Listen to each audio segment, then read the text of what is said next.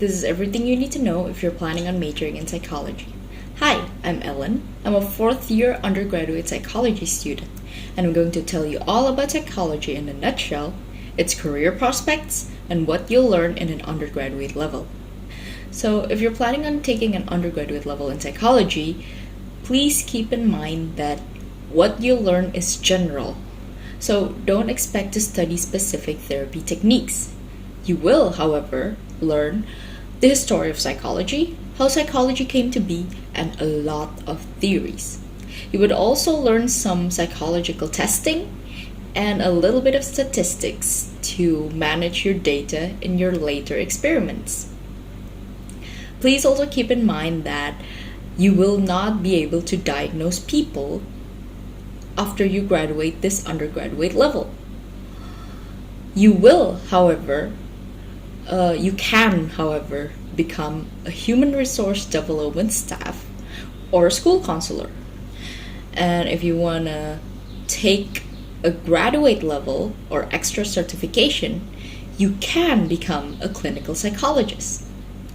If you want to take a step further and become a doctor, you can become a lecturer or a neuropsychologist. However, you cannot become a psychiatrist. So there's this common misconception in laymen that psychiatrists and psychologists are the same thing. They are in fact not. Psychiatrists are from the medical field. They study medicine and they are doctors.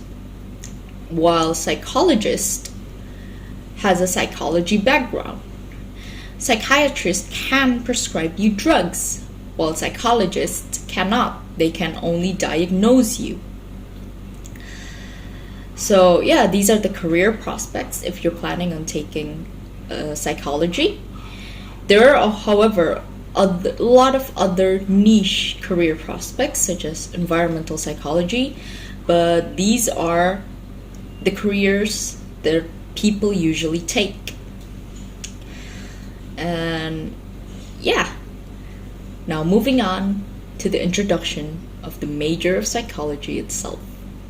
There are 8 major schools of thought in psychology that you'll be learning. There's structuralism, functionalism, psychoanalysis, behaviorism, humanistic psychology, cognitive psychology, biological perspective, and evolutionary psychology.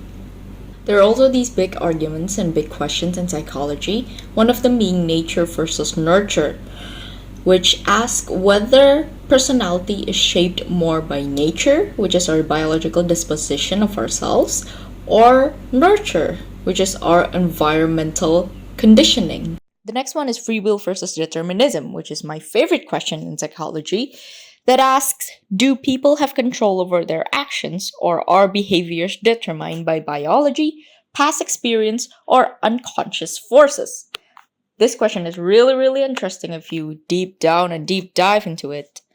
And the next one is conscious versus unconscious mind. How much of our behavior is guided by conscious thought versus unconscious motives?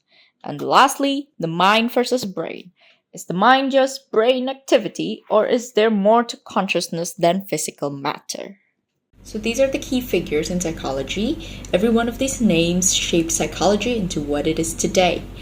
If you want to learn about them, I suggest starting with Wilhelm Wundt, the father of psychology, and then moving on to Sigmund Freud, the father of psychoanalysis. Now moving on to psychological experiments. Not gonna lie, all of these experiments are really, really interesting. I recommend you to check them one by one. However, my 3 most favorite experiments are the Stanford Prison Experiment, Milgram Experiment, and the Strange Situation Experiment.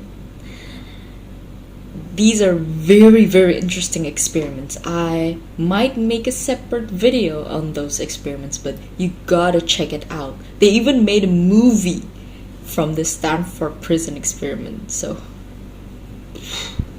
these are the popular therapies that psychologists still use to this day, especially CBT. CBT is a very popular therapy.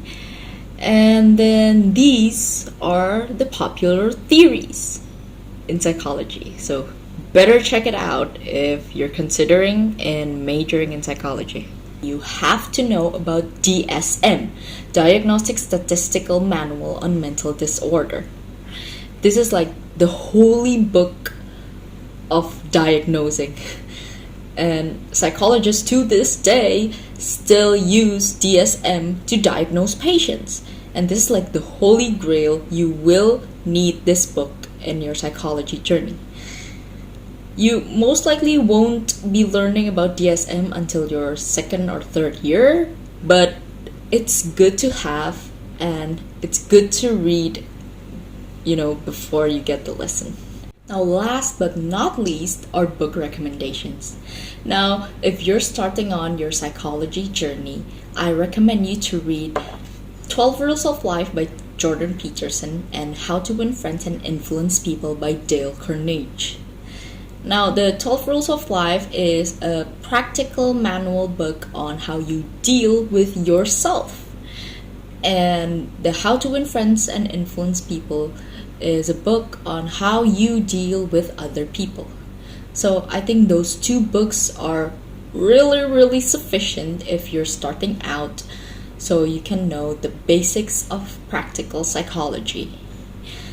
And then the next book I recommend, if you're done with those two, are Man's Search for Meaning by Viktor Frankl, and then Brain Energy by Chris Palmer, and Intimate Relationship by Rowan S. Miller. These books are really, really interesting. It covers the basic